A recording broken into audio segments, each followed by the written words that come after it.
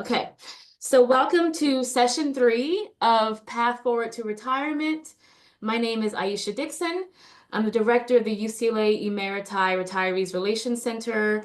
And this is our final workshop for this year. So let's just move on to the next one. So this is work-life transitions. Essentially, we're talking about the non-financial aspect of retiring, the different stages that people that I've worked with process of their retirement, and some things to look forward to and some pitfalls that people generally don't think about when they're considering retirement. I have a few slides, but today's more interactive and a discussion. So I want to be able to answer whatever questions you have. So please feel free to pause and raise your hand and we can answer whatever questions. So today's goal is to first give you some information on all the different retirement planning options for you. There's been lots of lingo that you've heard the past 2 sessions with RASC and UC Raise, so I'll break down those for you.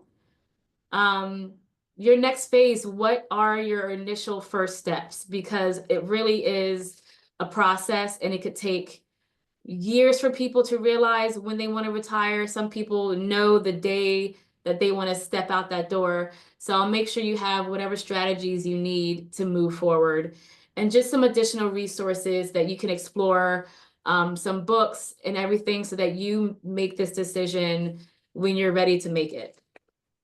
So kind of a show of hands, who is feeling conflicted about retiring?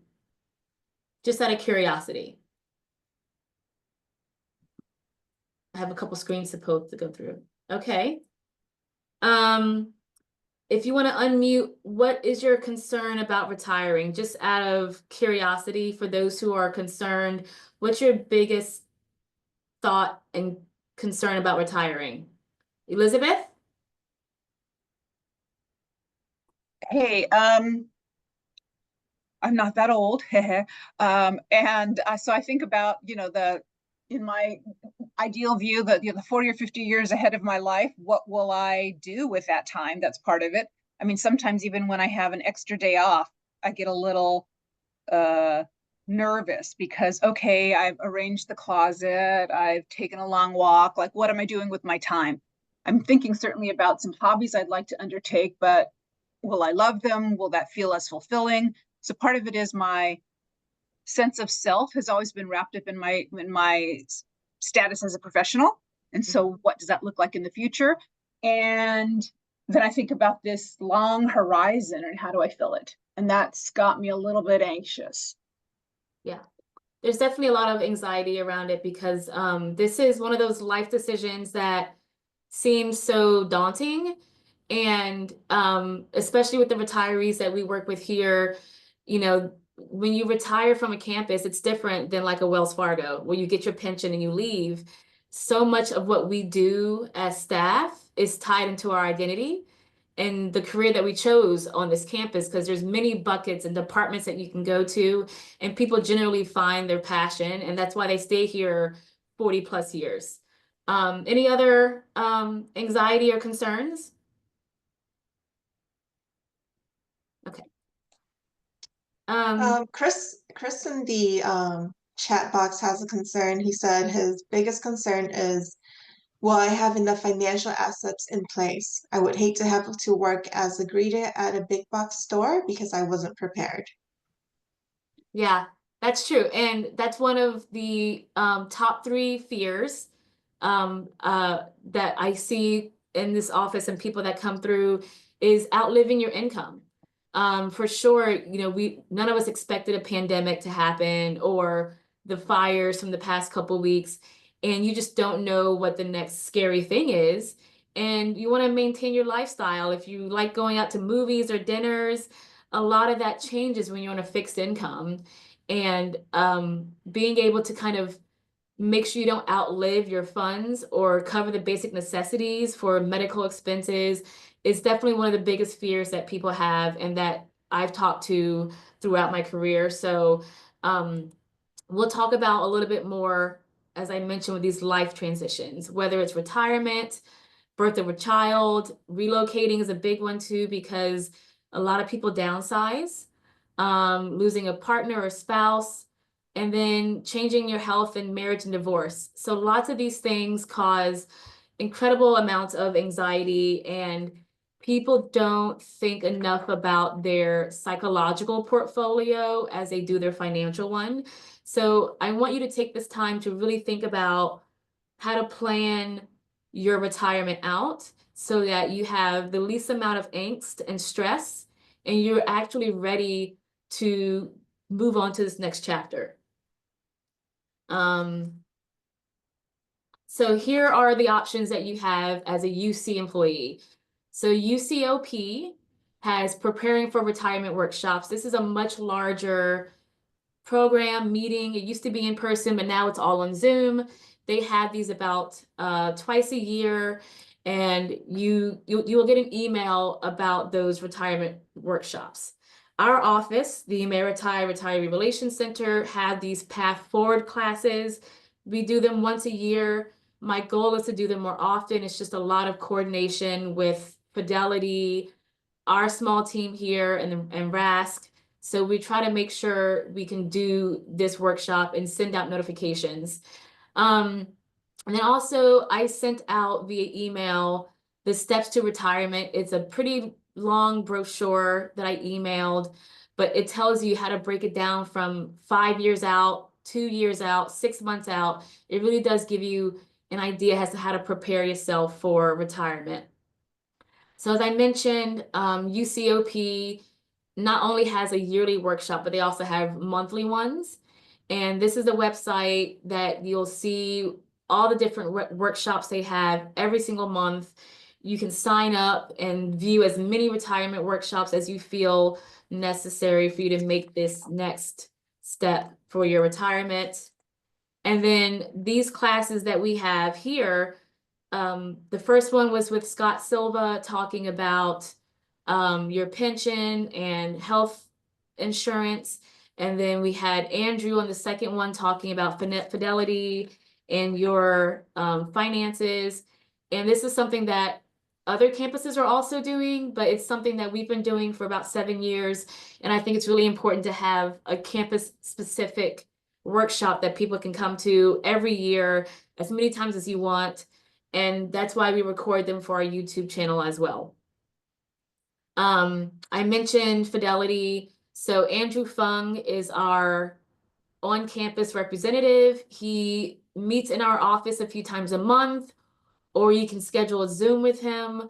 He is a wealth of knowledge about all things your financial planning, especially when it comes to your pension, or if you have multi-tier retirement or CalPERS or whatever other reciprocal things that you need to go through. He is very important for you to get that financial aspect done. So this is more retirement lingo. So affectionately, we're called the ERRC. And my goal and our departmental goal is to provide this comprehensive approach to retirement. And what I mean by that is give you ideas and resources that focus on not only the aspect of retiring, but wellness, economics, relationship building, personal growth, and also volunteering and civic engagement. Over the years, we've created this retirement toolkit. So you can check out our website and you'll see more information about all things thinking of what your retirement looks like. My goal as a department head is to provide supportive services, not only to retired faculty and staff, but current active staff, so that you have the planning resources that you need to think about retirement. We are a very small team of 3. It's myself and 2 retirement resource specialists, Lam Liu and Nicole Guerrero, who is our newest employee. So she's still learning more about all things retirement, which is, something that it just takes time to learn. Our department's been here since 1969. We are in Rolfe Hall, which is right behind Royce Hall, next to the Anderson Building and Parking Structure 5. For the longest time, we've been a part of the Chancellor's Organization, And I report directly to Michael Levine, the Vice Chancellor of Academic Personnel. And we're just, as I mentioned, a small team of 3. We work in a hybrid scenario. So if you ever want to come by the office, just send us an email so we can make sure someone's here. But this is kind of what our department was created for, is to be your advocate and your ambassador for all things retirement. So the university has an interest in staying engaged with retired faculty and staff. Our center was one of the first ones in the nation and the first one within the UC system. As I mentioned, we've been around over 50 years. And just recently, we've joined the Age-Friendly University Initiative.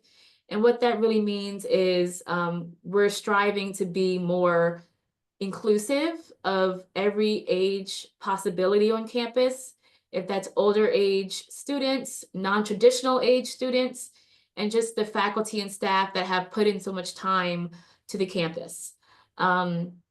We do some tweeting, not a whole lot, but we have our Twitter account there. That's my personal email address, so you can always email me if you have questions. Come by our office and visit us. And our YouTube channel is where all of our videos are going to be held for that as well. So I see a couple questions in the chat. Let me see. So the question about Social Security comes up a lot. And, you know, we all pay into Social Security, so it's under the assumption it's going to be there. We really can't control whatever possibility a presidential administration has to eliminate Social Security. But given the fact that those here at UCLA get a pension, it does give a sense of stability. We just don't know where Social Security is going to be. So I really wish I had an answer for that. I don't. Any other questions? Oh, hold on. Sorry, Lamb, I didn't see that you weren't a co-host. Let me make sure I do that already. Thought I did.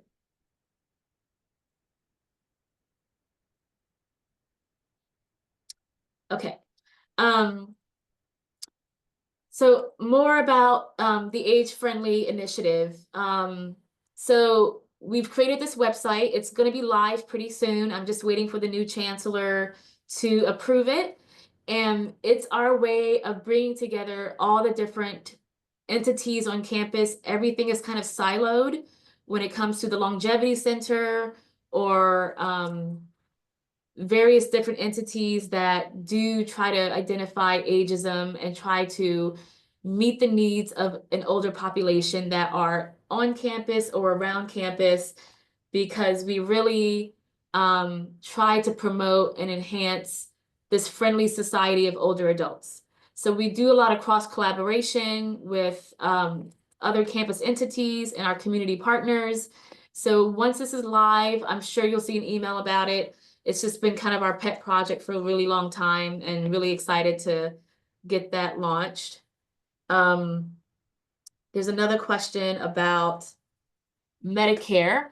So Medicare Part A, B, and D, when you retire, you will get paperwork in the mail telling you it's time. I believe it's 30 days post-retirement, but you'll definitely know because they will mail you paperwork, because once you're of Medicare age, Medicare becomes the primary insurer and UCLA becomes the secondary. So they will make sure that you get the paperwork you need when it's time for you to sign up for Medicare.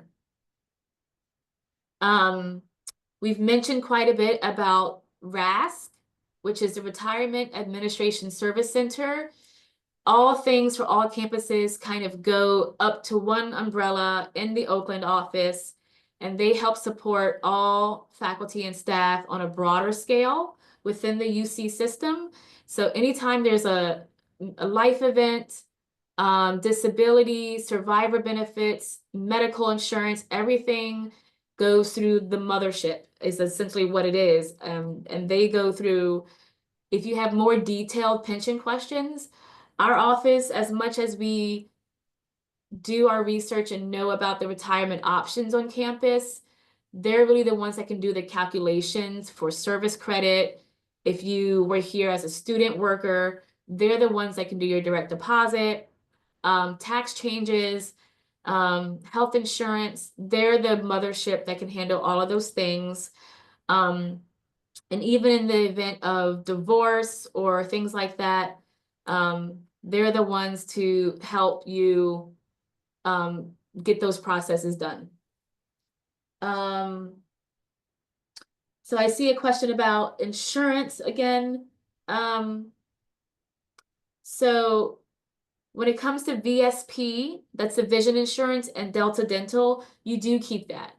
So every year around open enrollment, the same open enrollment time that you have now as a current staff, you will have as a retiree.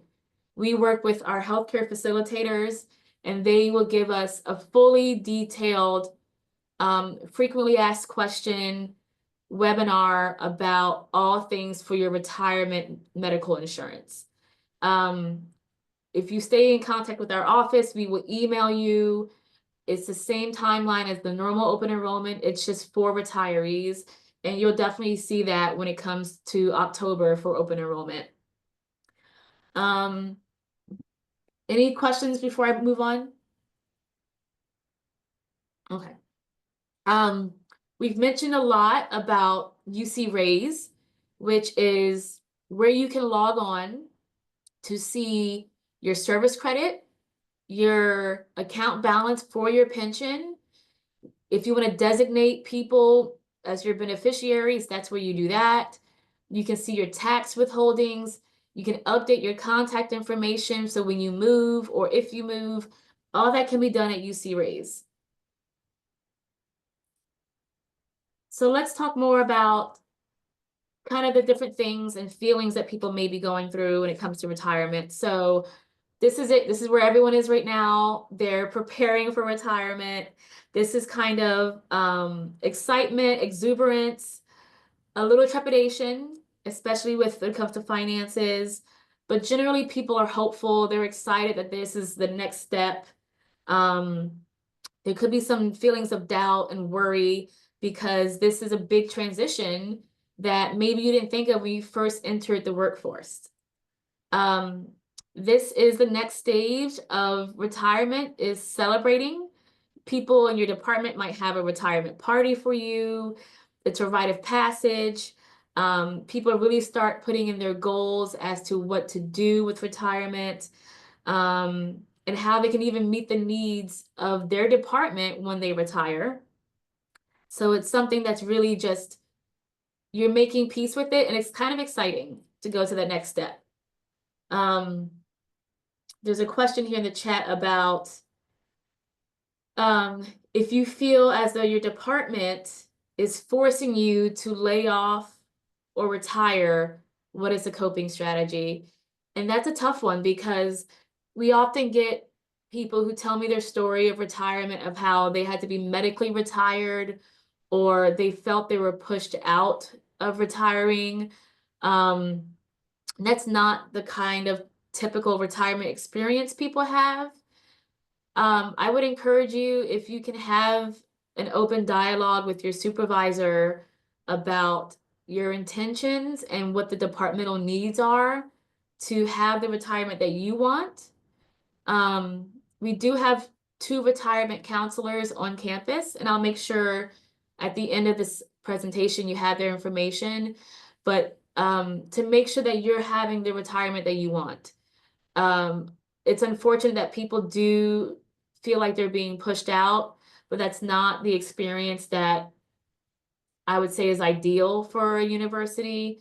But reach out to me because I would like to know more about your retirement experience, because we do this every year, and every year I hear different stories. And I would like to know just kind of how the campus is handling retirement all across the campus, whether it's senior leadership or UCLA dining services, because it's a different retirement depending on how your role is on campus. So the honeymoon phase, it's also kind of liberation. You love being retired. It's enthusiasm. The honeymoon phase lasts about a year because you really are relaxing. You're planning vacations. You're seeing friends and family.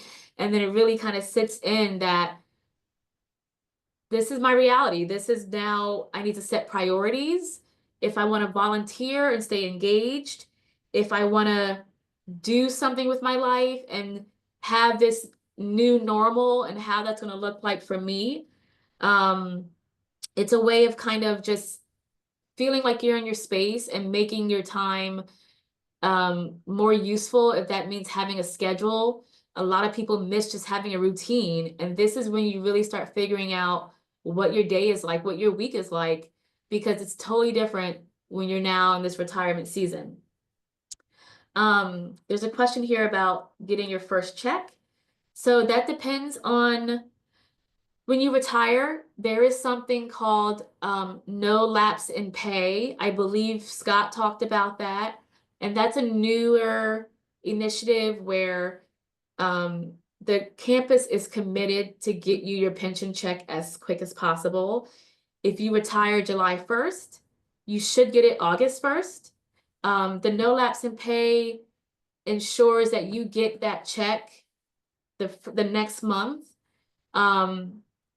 If you have a normal retirement, if there's other things about divorce or other pensions or split payments, then they will give you your minimum pension. And then if you do more, they will give you another check. So typically you get your first check within a month, that first month in August. So we talked about reality and then reorientation. That's kind of, as I mentioned, volunteering, getting a new hobby, pursuing new challenges.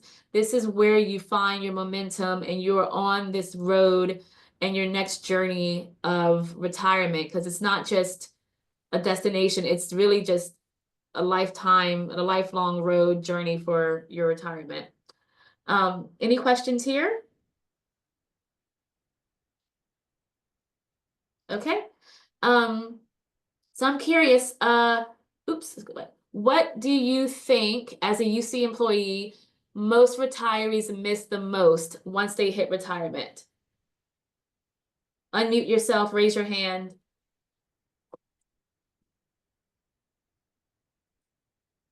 I see workmates, community, colleagues, just working, social engagement. Oh, computer support. That's interesting. Okay, what do you mean by computer support? I'm a data analyst and I would like to do that work when I retire as well. But I have the benefit of working on a cluster here that takes care of a lot of the maintenance for me that I don't have to deal with. Okay, yeah. Any other things that people might miss? Structure of the day. What was that?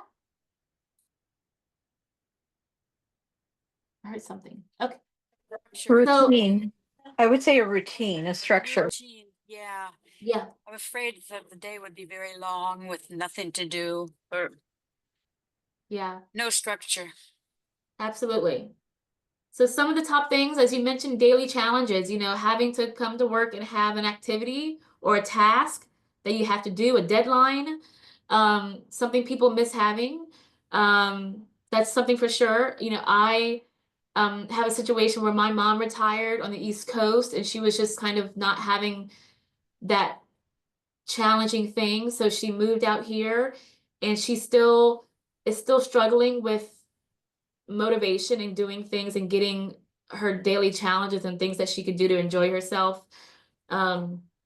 People miss the camaraderie, the sense of purpose. That's a good one. The routine, the sense of identity for sure, because perhaps some of you are also alumni and you not only identify as a retiree, but also alumni. And that's another identity that people kind of go through when they're retiring from the campus. People mention the interaction, being useful, just students. Seeing a new crop of students every single fall makes me feel older, but it also is exciting to see their excitement when they're coming to a campus. having that routine, the people, all of those things. So there are some things that you can really think about when it comes to retiring. Ask yourself some questions. What have you always wanted to learn? Now's the time to take up pickleball or painting or something where you can have time to learn how to do that activity, learn a language. Will you have enough money to maintain your lifestyle? That's always a big one. We talked about money for a little bit. And then throughout your career, what things have you set aside? Have you found that space where you can have a work-life balance? For me, during the pandemic, I realized how much more I enjoyed running or playing adult volleyball. And those are things I just never had time for. But going through the pandemic made a lot of people realize I need time for myself. I'm going to make time to do stuff. And if it interests you, there's other people that will also have the same interest. There's also whether or not you want to stay in your house or downsize. There's so many retirees that we know that move out of California because taxes are cheaper, out of the country because they can get a cheaper cost of living in Costa Rica or something. So a lot of people really do leave because their money can go further other places. Also, like, what do you like to research on the internet? I learned how to do a wobble when you're quilting or crocheting because that was something I saw like on an ad somewhere. So I thought that'd be fun to learn. And then what can people do for you? Don't be afraid to ask your friends and family to help you. Like, hey, can you come by and let's work on this together? Let's go volunteer here, especially in a time like this where people are volunteering all the time. There's plenty of opportunities to volunteer on campus and off campus. If you ever want to come to the office here, we have so many retirees that come to our office that volunteer to help us do stuff here. Because as I mentioned, we're a small team of 3, and currently we have 19,526 retirees. So we are one of the largest in the UC system, and we juggle keeping all the retirees engaged and supporting them with however they see fit. So there's also ways to do volunteering and charitable giving. So just ways to stay engaged. And if you have questions or you want specific things to do in your geographical location, send me an email. I can definitely put you in touch with other retirees in your area and find some other things to do that can keep you engaged and being that lifestyle that you want. So let's talk a little bit about the best part of being a retiree. What kind of stuff does UCLA give you? So first, you get to keep your email to an extent. So let's say, for example, you're in the history department. You do not keep your history departmental email. It'll be something like this. So let's say Joe Bruin is a staff mascot. His email would be jbruin@UCLA, whereas if you're faculty, your email does keep your departmental email. Does that make sense? Yes? So it's just a privilege for faculty where they can keep their departmental email, but for staff, they just have that generic UCLA one. And that's all done in a perfect world automatically in UC Path. If there's ever an issue, email our department. We'll put you in touch with Bruin Online, and they'll make sure that that's happening for you. Discounted parking. So if you've been here 20 plus years and you come to campus for either your medical appointments or sporting events, you get a discount. The more years of service you have, the bigger the discount. You can email our office. We can tell you kind of like what the matrix is of years of service to discount for your parking. You also get a Bruin card. So your current Bruin card says staff. you'll get a new one that says retiree. And that card works just like your regular one. You can add money to it. You can go to the library. You can go to the gym. It's definitely just the same card, but it has retiree on there. And we've been working for the past few years to get more discounts for retirees. So there's some campus venues, athletics gives out discounts.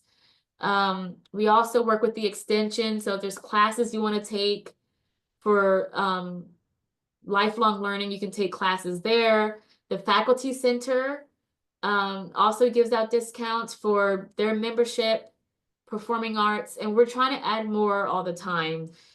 We've been in talks with Ralph's down in Westwood and Whole Foods to give some kind of 10% discount. So just stay in touch and we'll find out what more discounts that we can offer to retirees. So there is a question in the chat. So this applies to all retirees, medical center, and main campus.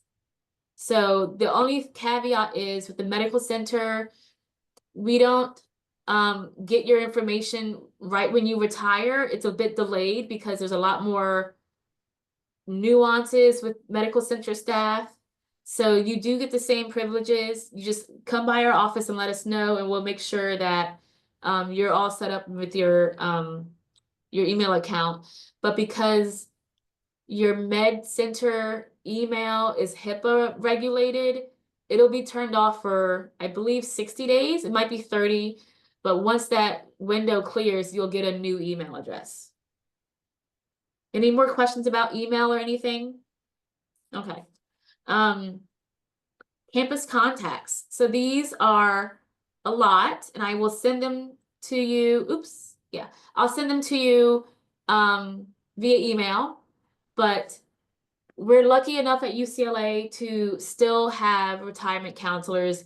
Many, many years ago, the Office of the President eliminated this position for many campuses, but our retirees really, really fought to keep our retirement counselors. So we went from having 3 to now 2, and they split the alphabet. So if you're, A through K and then, or L through Z, these are your go-to retirement counselors. They're the ones that you talk to plan your retirement.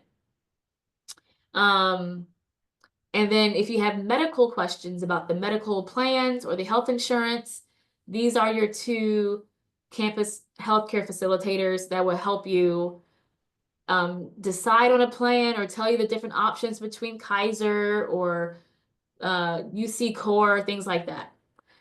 And yes, there is a specific document for retiring. It's called Retirement Initiation Form. I will send that to you in the follow-up. It's basically an official document saying my name, my employee number, when I want to retire, and you sign it and you give it to HR, and they'll start the ball rolling for what your retirement looks like. Any other questions there so far?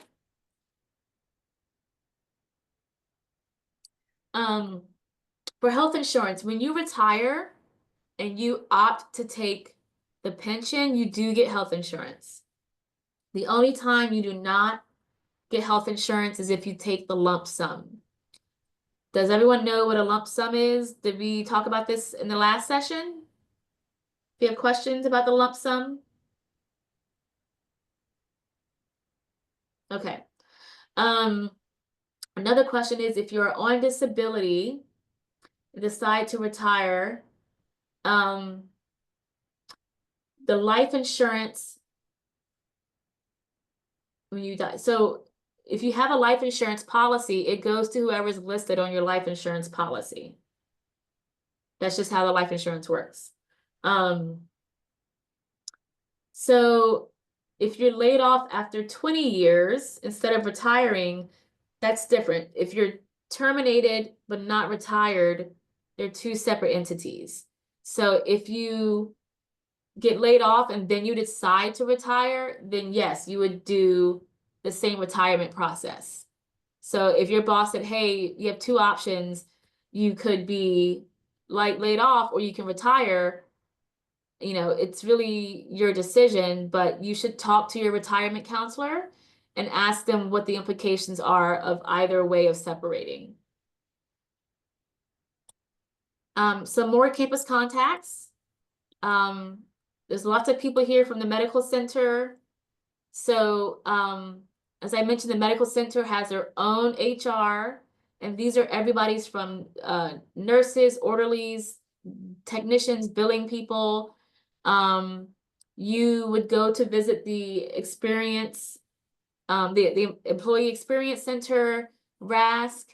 I do have some contacts that I know where if you're having a struggle dealing with the RASC, or you're just not quite sure what's going on with your retirement process, these folks here are all the people that can help you with your retirement process. I would start with the center analyst and then kind of go up to the manager if you have challenges with the medical center. This is a great question. So what's a generous length of time to give notice to your department to retire? I would say if you're planning on retiring in July, you should tell your supervisor maybe January or February. That way they have time to kind of figure out what your role is going to look like. If you've been there for so long, they'll have to more than likely revise your position for current standards. The retirement process takes about 3 months. So if you're retiring in July, you really want to start your paperwork in March or April, just because it's not just you retiring, it's all 10 campuses with thousands of people, and that takes a lot of time. So as soon as you're sure and you know and you feel confident talking to your supervisor, there's no wrong time to mention retirement. If you're a supervisor of people, when do I tell them? You know, around the same time. Tell them that you're thinking of retiring in 6 or 7 months or even a year.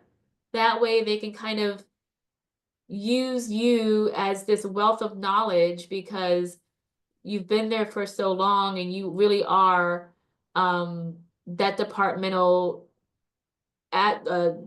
archive of all the information. So it's great to tell your employees, the sooner that you know, then they'll be able to kind of poach you for all your information so that when you leave, they're able to kind of stand on their own or support the new manager. So other contacts for those who are UCLA folks here, there's another HR department, and that is Rami Vale. So she is in Kirkhoff Hall. This is the address and her email and phone number.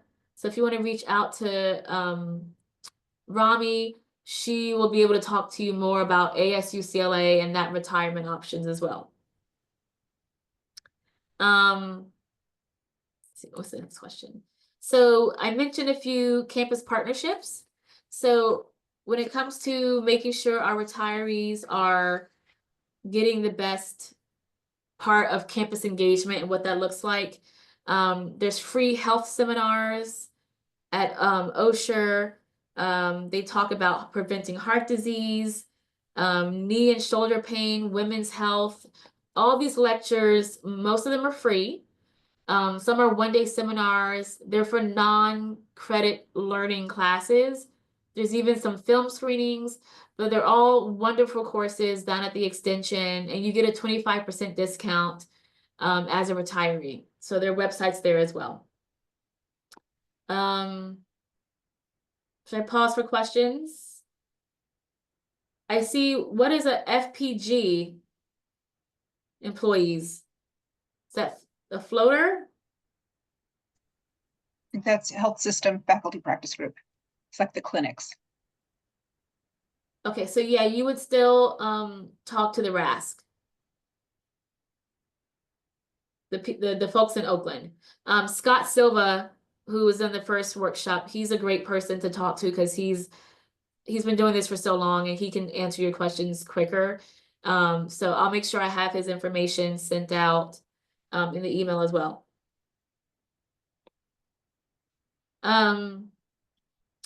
You cannot prorate your pension. So if you retire before 20 years, you get whatever year calculation that you have, because we have some retirees who retire after 14 years, right after they're invested or vested at 5 or 6 years.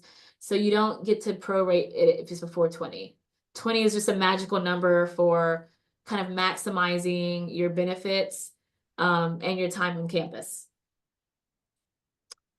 There's also other exercise classes for retirees that we've worked out with. It's $35 a month. They're really based on focusing on strength and balance classes. There's even a way to stay socially connected. So once you retire, you will automatically get this quarterly newsletter. It comes up 4 times a year. It's through the Oakland office. As you can see, they will tell you about open enrollment because they will send you your tax information, medical insurance. When you retire, whether this year or whatever, you'll likely get 2 retirement things. You'll get a 1099, that's your retirement tax paperwork, and a W-2 because you were an employee half the year. So you'll be on the lookout for 2 different things for your mailbox. So another questions. Yes, when a person retires, all this information the retirement counselors have. If you reach out to our office, I'll be glad to give you everything that you need. I personally and candidly, I feel like there could be a better job of the campus and the university system as a whole of preparing people for retirement. And I think that's one of my biggest goals in this department is how can we be more proactive with current staff so that they know we exist and that they know that they have the support that we can provide for their retirement. Do you get your vacation when you retire? Yes, you get your vacation payout when you retire. You can also take your vacation up to retirement. My predecessor took all their vacation days before they retired, so that you can do as well. There's another question about insurance. Your dependents can stay on your insurance until they are 22 or 26 if they are in school full time. For the OSHA lectures, there's some that are on Zoom. I think some are coming back in person. So that is depending on the class you take. If you move out of state for health insurance, what happens is you then go through a program called VIA benefits. Basically, UCLA will give you, let's just say an arbitrary number, $2,000. They give you that money, and then whatever state you're in, you'll go on the marketplace and buy the insurance you want. So they'll give you the money to buy the insurance in that state. Does that make sense? Thumbs up. So yes, it's portable.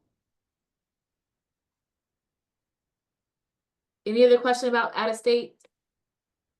Okay. So as I mentioned, a good way to stay connected is through our department. And through our department, we are the umbrella organization for 2 very active retiree populations. So essentially, the Emeriti and the Retiree Association, think of it as like the Alumni Association. If you are retired faculty, you are automatically in the Emeriti Association. If you're a retired staff, you're in the Retiree Association. It's the same concept of what the Alumni Association is, but for staff and faculty. So these are dedicated volunteers who are going to be here in a little bit to talk more about what they do in the programs. but we help support them with resource referrals, events, management. They have outings. I know they're planning a Dodger game, I think some point this year. They did a trip to Palm Springs before. So they do all kind of engagement opportunities for retired staff. So again, with staying connected, we also work with the Faculty Women's Club, which has been the oldest social club on campus. At one point, they were just for faculty women or wives or spouses of faculty, but now they're open to anyone. They just haven't changed their name, but they do lots of scholarships and educational activities and lots of things around campus as well. And one of the bigger things as well is travel. So we do have a dedicated UC travel entity where all 10 campuses promote different travel trips, and whether or not it's you as a solo person or someone that's partnered, you'll feel a sense of community because everyone on that trip is also a UC retiree. All the different activities range from like a level 1 being leisurely to like a level 5 of like hiking and strenuous. So whatever your physical level is, you could pick your moderately level travel. And all these different trips are on their website. You know, they have quite a bit of people traveling all places. Cuba they went to the Alaska cruise, all over the world. These UC travel folks just they do it all. So it's really great to have them be a specific, UC group. So let's talk about staying connected. So we have a bi-monthly newsletter. It goes, that's the QR code. So if you want to subscribe to our newsletter, you could just take a picture of that QR code and get into our mailing list. I was off by a few for the retirees, 19,205. We do a lot of events with the chancellor. Hopefully next year we'll be having a party at the chancellor's residence. We got to work out something with the new chancellor. I've already mentioned campus partnerships with the Longevity Center. There's a group called the Second Act. And the Second Act is for anyone that's 50 plus. They have special events and programs for those people in their second act of life. The Luskin Center and also the Lake Arrowhead Hotel often gives discounts to retirees. So if you're going to be in Lake Arrowhead and want to stay up there, they always send out discounts for our retirees. You do get a discount at the bookstore. Depending on what it is, it could go from 10% up to 25%, I've seen. So when they have a discount, they'll let you know. And just recently, the retirees have a Facebook account. So you're more than welcome to check out their Facebook. They will vet that you are a real employee, but you can join their Facebook. They do more activities and social media stuff if you want to join their Facebook page. And then I do have a few other resources that really are helpful when it comes to this planning process. So these are a few books that I will send you a link to as far as follow-up, and they're really cheap. One of my favorites is the New Retirement Savings Time Bomb that talks about lump sum, rollovers, required minimum distributions, if you have money in real estate, your next of kin about financing that part. Another great book, especially for career women, is Project Renewment. It talks about how to separate that role from being a senior level administrator to retiring, finding your true passion and independence and identity as a retired person. And then even sometimes the intimacy aspect of retirement that occasionally women feel when they're retiring. And also, as we all get older, we all have memory decline. and it talks about how that looks and multitasking, and then what happens if you get sick. So it's a great book as well. This next one is called Retiring. It talks about, people who retire further on later in life because they just love their job, and how to retire from that satisfying career because you just love it so much. But what if you have an unhappy retirement, like someone that said they felt they were being forced to retire? We definitely talk about that in this book. And then getting into a rhythm as to what your routine's going to be and what that looks like. There's a great worksheet in this book that can help you break down kind of not only your finances, but just in general, your routine and kind of staying there. Thinking about housing, if you're going to downsize or go to a condo, or even going to like a senior living community, what that looks like, and being more self-care and self-awareness when it comes to your retirement. I see a question in chat about recall. So yes, if you retire, you can definitely come back on recall. There's some limitations to how long you can work and how much. So you can only work 43%, and that's up to a maximum of 2 years. Anything after that, you have to get rehired. Two other books that I have that are really great. This one, How to Make Your Money Last, talks about you and your identity, the 5 stages of grief and celebration that we talked about earlier, the honeymoon, all those 5 stages, and then kind of how to resize your life.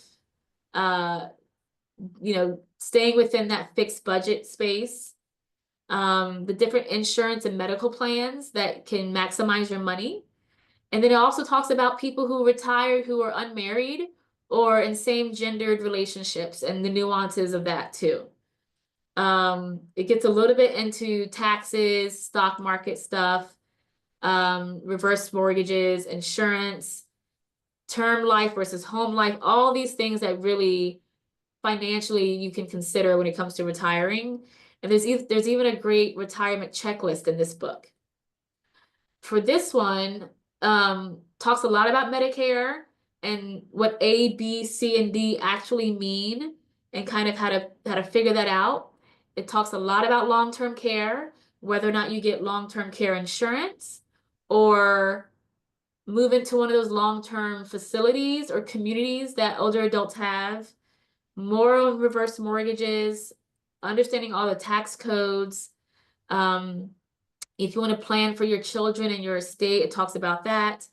And then the final two books are The New Rules of Retirement. It talks about planning, doing your trust or 529. It talks about Social Security, retirement housing, as I mentioned. Some people want to go to an older adult living, a 50+ living community, and what that looks like. If you're divorced or widowed, if you're in a lot of debt, it talks about that. Medical expenses, again, long-term care, lump sum stuff. This one here talks a lot about having that new routine and what it looks like. Again, the identity aspect of retiring, the different types of retirement, finding new activities, being productive, what happens if you're sick or incapacitated, and then the personal challenges of losing focus because you don't have that routine. So that's another great book. Again, I will link these into the follow-up email so you can buy them somewhere. So just, as I mentioned, our department is the Relations Center. So we do lots of events on campus. So you might recognize Darnell Hunt over here. We had a big tour of the Morgan Center. Now that Chancellor Block and Mrs. Block are on the other side, we do have quite a few events with them. We had a veterans event here. This is the Faculty Women's Club that gets together. We often have a holiday luncheon. We did have a hiking trip that once or twice a month, the hiking group gets together. the retired faculty, we have lunch. So we're doing things to keep you engaged and coming to campus. We have an annual art show. So if you discover art is your thing and you're going to be in our art show, we have an annual art show in May.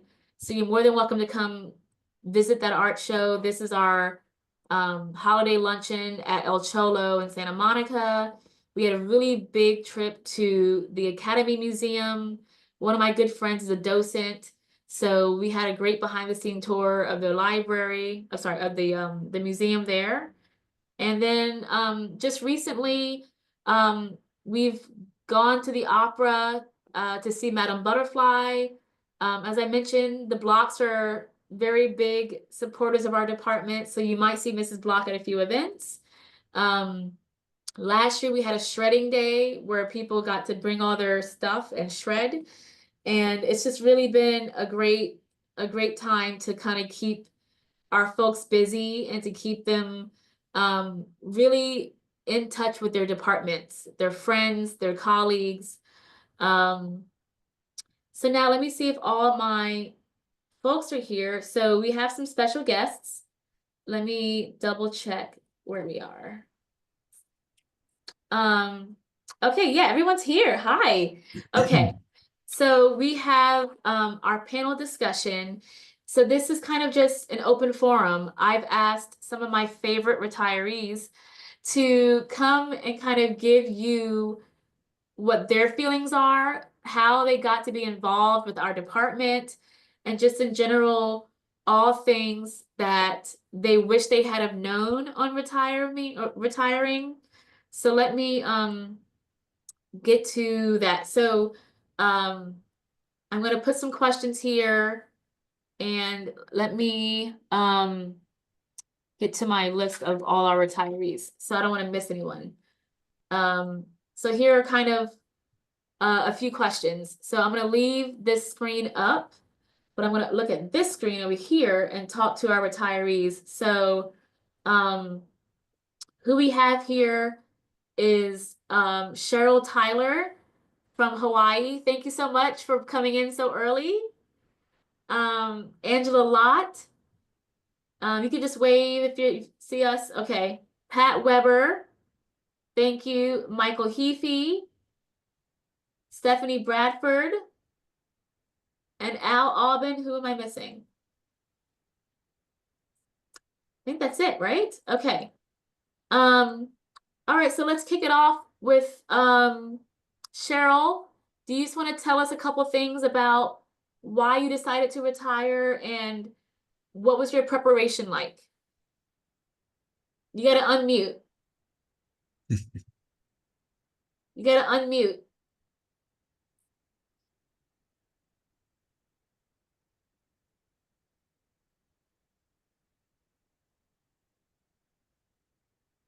Here we go. Hi, Okay. aloha. Good morning. Can you hear me now? Yes, aloha. Hi.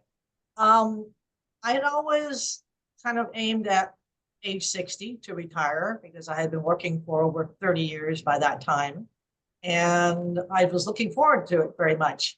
But I still went to my counseling session at CHR, Campus Human Resources, and I found it very, very useful, even though I stubbornly said, no, you don't need to show me figures for beyond 60 years of age because I am going to retire at 60.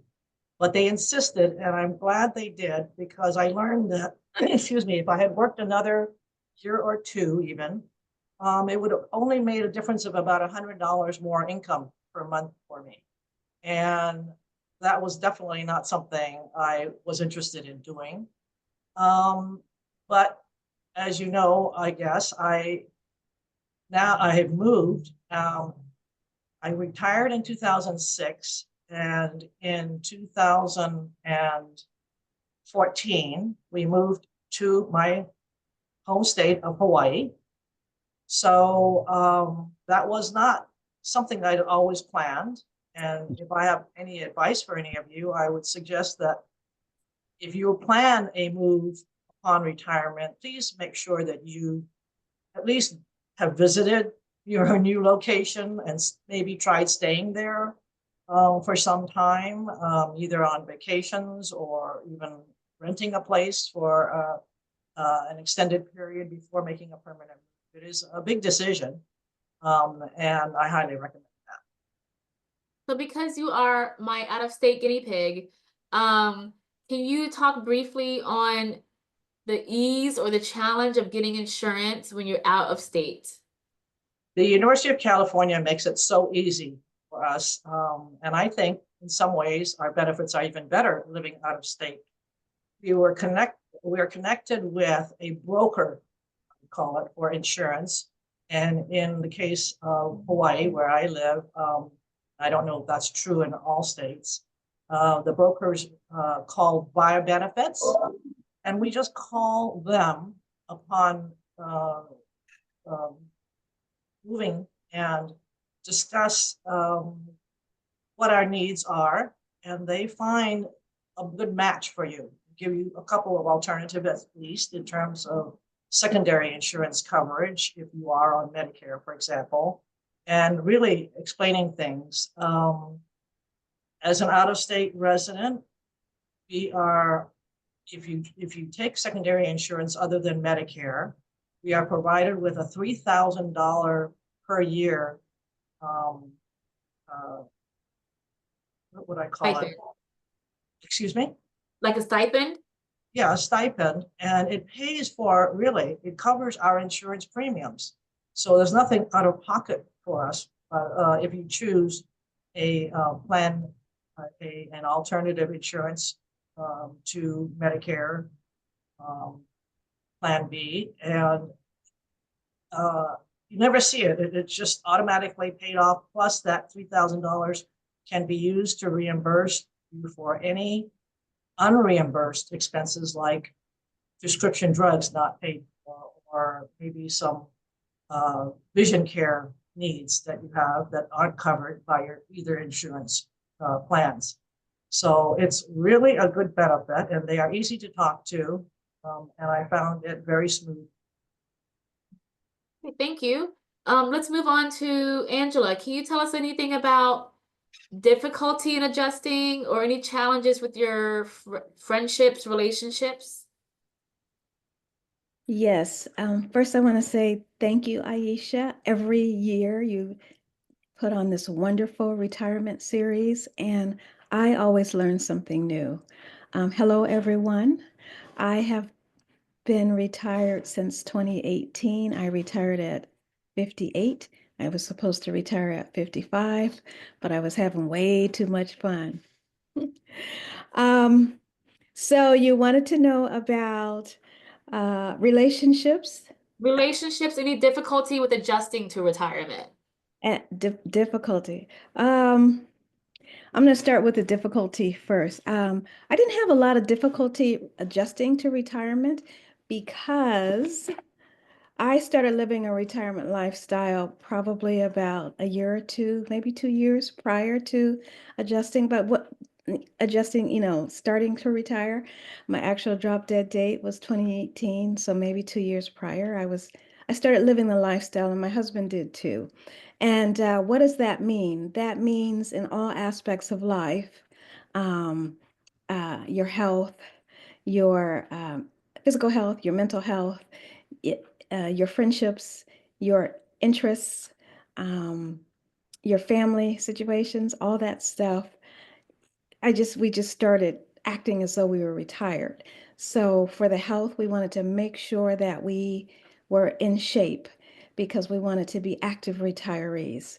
So that meant, having a nice workout routine that fit our bodies. Um, on the mental health side, is actually, talking to a therapist and talk about the changes or the fears, that we have. Oh, we're going to see each other every day. We're only used to seeing each other for, the evenings or whatever. And so, yeah, and talk about your fears about retirement and all that kind of stuff. Or you could be, I don't know, part of a group that does such things to kind of help you with that side. If you have any long-standing resentments, figure out how to do that. If you have to forgive people or forgive yourself, figure out how to do that. So that when you retire, you're not overburdened with the hard stuff, The health piece, I want to go back to, if you have to lose weight, figure out how to do that before you retire. Get yourself ready so when you retire, you're in the retirement lane. And I think those are the areas that helped to adjust to retirement. So we were ready. The other thing is we did move. Yeah, we moved, but we were preparing for this move. We started figuring out where we wanted to live. Oh no, that took about 4 years prior to retirement.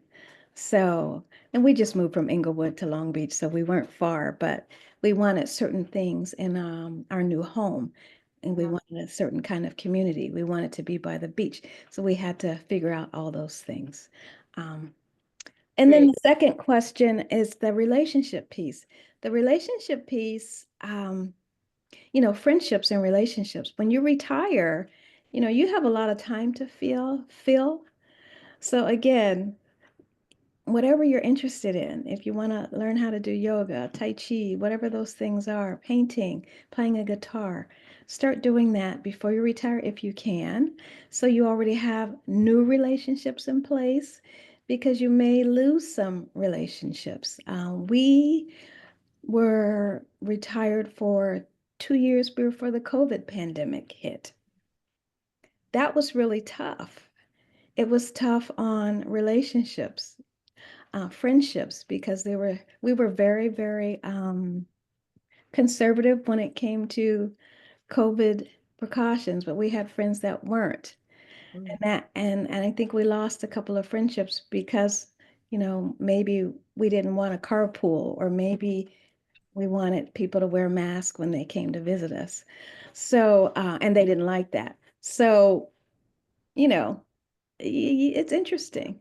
You got to think about politics too, I mean, the world is a little more polarized. So figure Yes. out how you're going to manage those relationships because Oh, that's what you suspected, This is what I suspected. perhaps. Yeah. Yeah. there's someone Okay. that might need to mute their line. I got it. So Thank you. thank you. Let's move on to Al Aubin. Tell us about um what you think the smartest thing you did was to prepare to retire. To identify, I think the best thing that I did was to identify what I enjoyed most about my work. And for example, connecting with students, connecting with people. And based on that, I thought, okay, how do I continue to do that? I enjoy meeting new people. I enjoy staying connected with friends. And so what I did was identify groups, organizations in which I could participate. And earlier you had mentioned OSHA or OLLI through University Extension. And I take one class per quarter. And I also participate in what they call Taste of OSHA, which is a 2-hour webinar. The classes, most of them you can do either virtual or in person. I prefer to do the in-person because the classes I take are fun classes.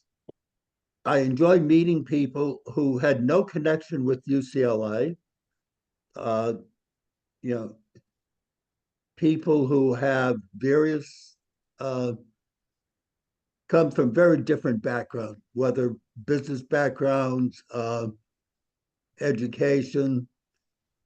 It's really representative of the city of LA. It's a very diverse group.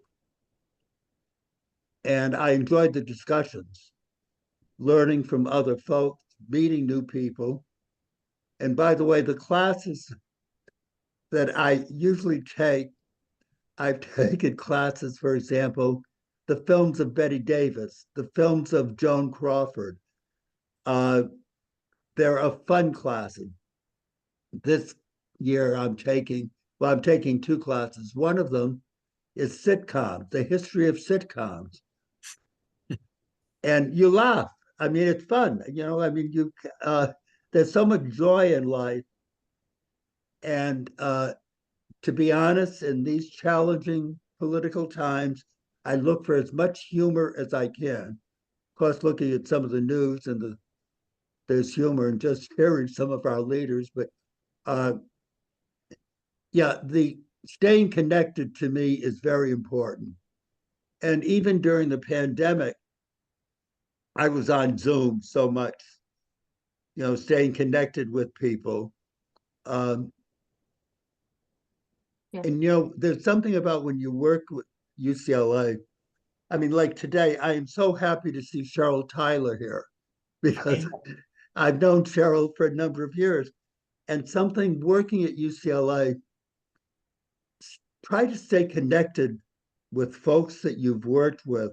And I don't mean in just your own department, but for those of us who stayed at UCLA for a number of years, one of the reasons we stayed wasn't just the work, the people that we worked with.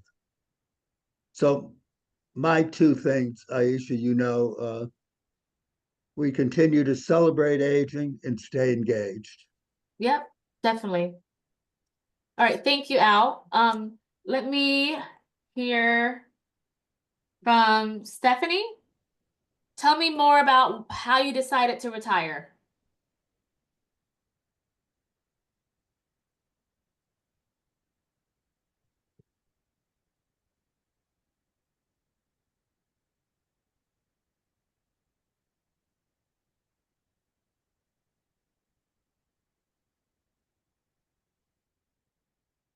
Okay, can you hear me now? Yes. Okay. Thank you, Ayesha, for including me in on this panel. I retired about 5 years ago after working for 35 years. So one of the things that really pushed me to retire was when I started dreading another project. Uh, we were doing another financial implementation, and I just couldn't wrap my head around doing it again. It's like, I just did one 5 years ago. It takes so much brain power and uh, time that I really didn't want to put in. So I knew at that time it was time for me to step down and let some of the younger people who were eager to be a part of the project, let them take it.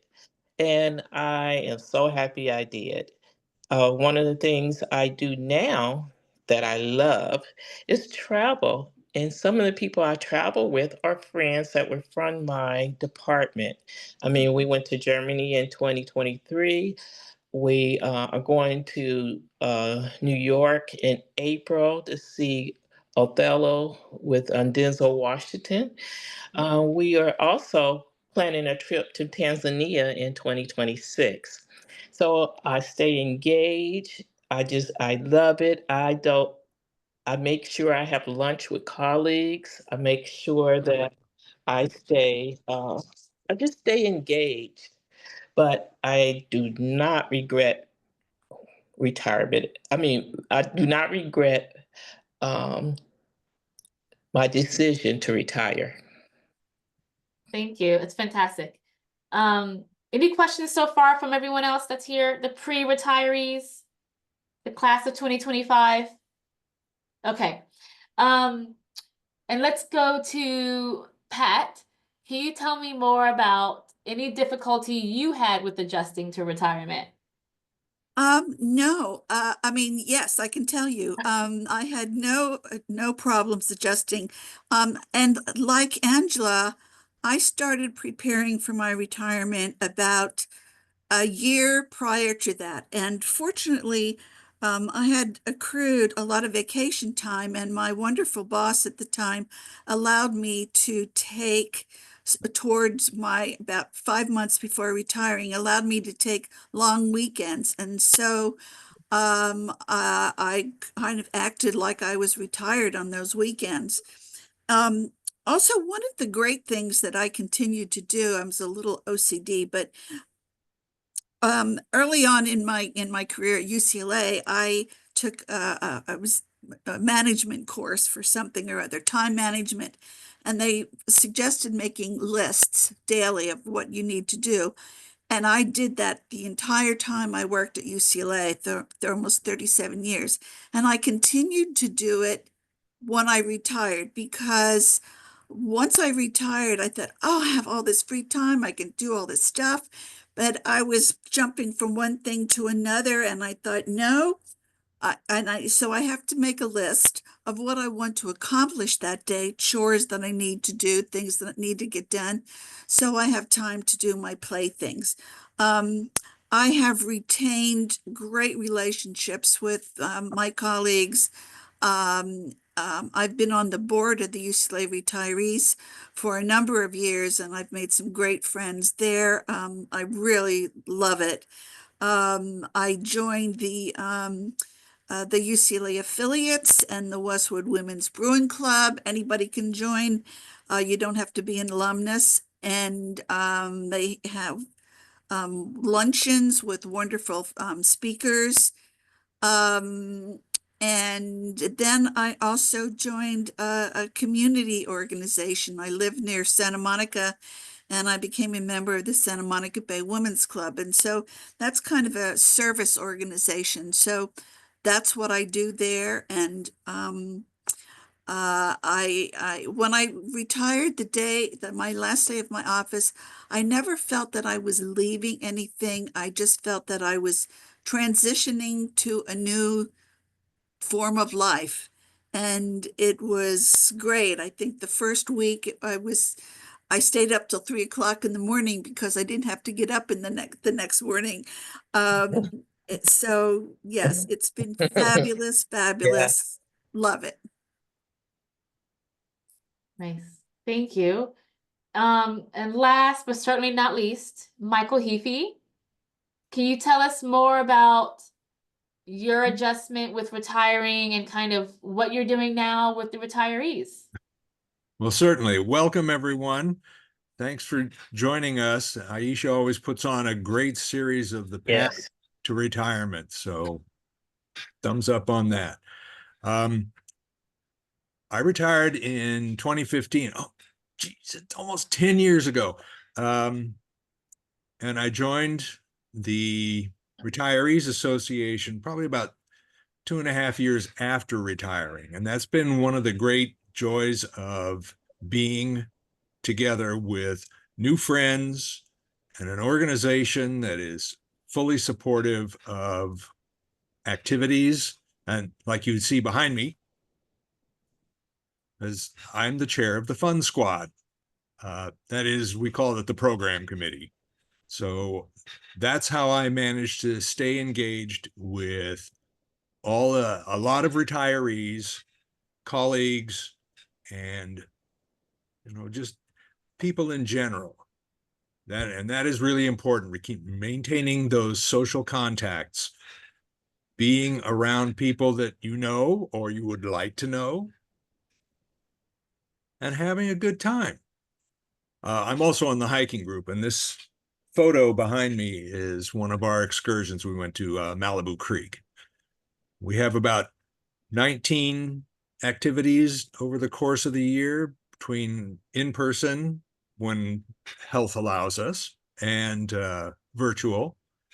We had one yesterday, as a matter of fact, our shared program with the Emeriti at the faculty club, where we had two dynamite UCLA student pianists perform for us. We have more activities coming up, and you can see those on the RA website. And we also do about 10 to 11 hikes over the course of a year to various places in Southern California. Did I answer the question? Yeah. I'm not sure. I think I sort of digressed a lot, but I also get to help my wife, who's still working on her TV show, and help the family in the neighborhood. So that's another way to stay engaged. Yeah. So I wanted to just, give you all some kind of idea as to what our retirees now are doing and kind of see the spectrum of 10 years to 40 years, and what they're doing to stay engaged. It really is your level of participation. Our office will support you in finding your network or your community, giving you volunteer opportunities, letting you know about open enrollment and via benefits, whatever you need to have a successful retirement. That's what our goal is here. So I saw a couple questions about Osher has various prices. Some are $15. They could go up from there. And you don't have to be a retiree to join the Retiree Association. I'm an active member. I've gone on some hikes with them. So I will make sure, if I didn't already include it, I will put in the chat and the follow-up email, the Retiree Association group. Your first year is free. Other than that, it's a $25 a year membership. That's just because they do so many events to kind of offset the cost of various things. But they hike once a month at least.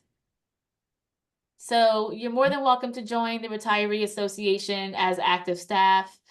Any other questions from the attendees before I turn it over to the retirees again? And then let you all have an afternoon back. Okay, well, hopefully this gives you some kind of idea and peace of mind and less angst about retiring, because I can't wait. I have these workshops every year, and every year I'm an inch closer to retiring, but just being able to see what's available for me that I can plan myself. If I plan this department correctly, then when I'm ready to retire, it'll be everything I want because I would have built it by myself, So it's really great to have our retirees here. They do so much to help support our department, everything from logging on at 9 a.m. in Hawaii to volunteering on campus. I really appreciate all that you do for our department.